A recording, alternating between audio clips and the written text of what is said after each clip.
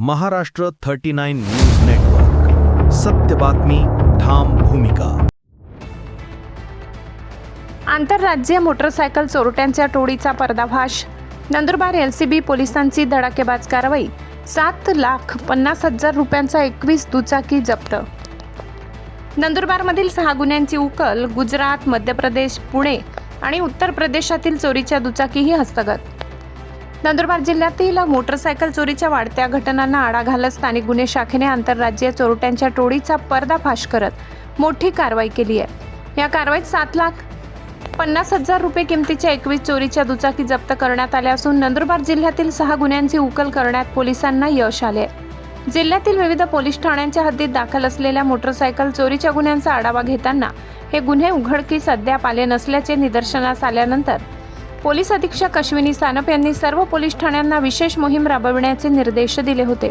त्यानुसार स्थानिक गुन्हे शाखेचे पोलीस निरीक्षक हेमंत पाटील यांनी चोरीच्या घटनांचा बारकाईने अभ्यास करून संशयितांवर पाळत ठेवण्यास सुरुवात केली. दरम्यान 20 जून रोजी गुप्त बातमीदारामार्फत म्हसावत ते राणीपूर रस्त्यावर 2 संशयित इसम विना नंबरच्या सुपर स्प्लेंडर मोटरसायकलवर फिरत असल्याची माहिती मिळाली. त्यानुसार स्थानिक गुन्हे शाखेच्या पथकाने तातडीने सापळा रचून रिद्धी-सिद्धी गणपती मंदिराजवळ दोघांना ताब्यात घेतले.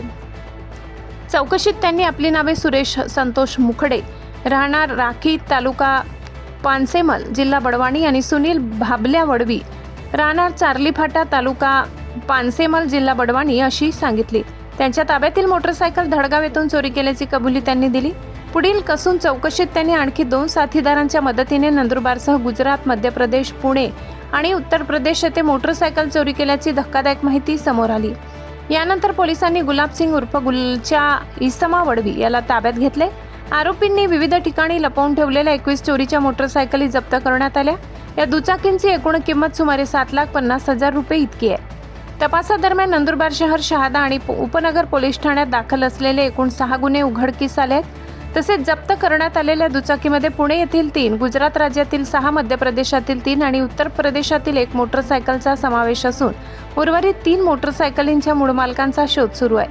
आरोपींचा आणखी एक साथीदार फरार असून त्याचा शोध सुरू असल्याची माहिती पोलीस अधीक्षक अश्विनी सानप यांनी दिली.